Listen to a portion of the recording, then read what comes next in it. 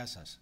Στο μάθημα αυτό θα μάθουμε πώς να επιλέγουμε λέξεις, προτάσεις, παραγράφους και όλο το κείμενό μας σε έναν επεξεργαστή κειμένου όπως είναι το LibreOffice Writer. Για να επιλέξω μία λέξη στο LibreOffice Writer αρκεί να οδηγήσω το δίκτυο του ποντικού μου στην αρχή της λέξης, να κάνω κλικ, κρατάω πατημένο το αριστερό πλήκτρο του ποντικού μου και σέρνω το δείκτη προς τα δεξιά μέχρι το τέλος της λέξης.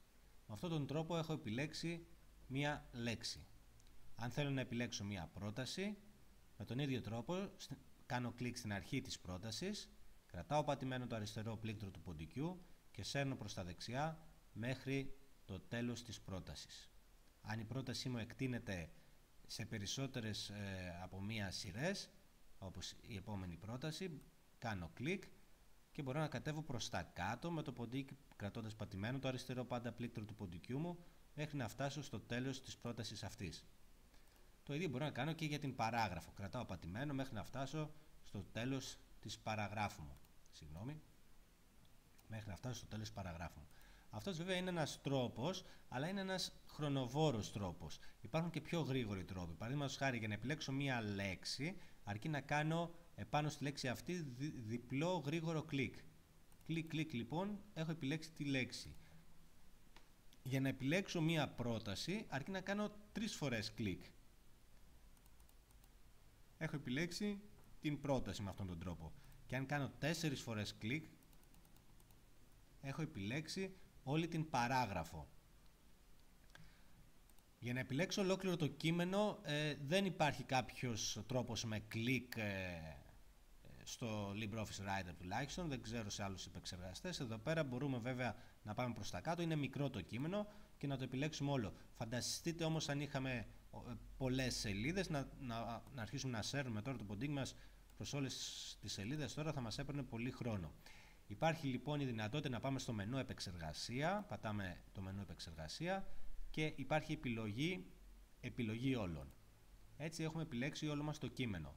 Για πιο γρήγορα όμως, για να μην χάνουμε χρόνο πηγαίνοντας στο μενού επεξεργασία και πατώντας επιλογή όλων, εδώ δεξιά αυτής της επιλογής βλέπουμε τη συντόμευση του πληκτρολογίου για αυτήν την εντολή. Μπορούμε λοιπόν να επιλέξουμε όλο το κείμενό μας πατώντας το πλήκτρο Control μαζί με το πλήκτρο Α. Για να το δούμε λιγάκι αυτό, με το ένα δάχτυλο το πλήκτρο Control και με το άλλο δάχτυλο το πλήκτρο Α έχω επιλέξει πάλι όλο μου το κείμενο. Γιατί χρειάζεται να επιλέγω όμως λέξεις, προτάσεις, παραγράφους και κείμενο? Γιατί αν θέλω να εφαρμόσω κάποιες κάποιο είδος μορφοποίησης σε μια πρόταση, σε μια παράγραφο, σε ολόκληρο το κείμενο τέλος πάντων, θα πρέπει πρώτα να έχω επιλέξει όλα αυτά τα στοιχεία που θέλω. Αλλιώς δεν μπορώ να κάνω τη μορφοποίηση που επιθυμώ. Παραδείγματος χάρη, αν θέλω την πρώτη μου σειρά να την θέσω ως επικεφαλίδα, θα πρέπει να την επιλέξω και μπορώ να την ορίσω ως επικεφαλίδα 1. Εάν θέλω σε όλο μου το κείμενο να αλλάξω τη γραμματοσυρά, να βάλω παραδείγματος χάρη τη γραμματοσυρά Arial, άλλαξε όλο το κείμενό μου με τη συγκεκριμένη γραμματοσυρά. Αυτά λοιπόν για το μάθημα επιλογής στοιχείων του εγγράφου μου. Θα συνεχίσουμε στο επόμενο μάθημα με τη μορφοποίηση των παραγράφων. Σας ευχαριστώ.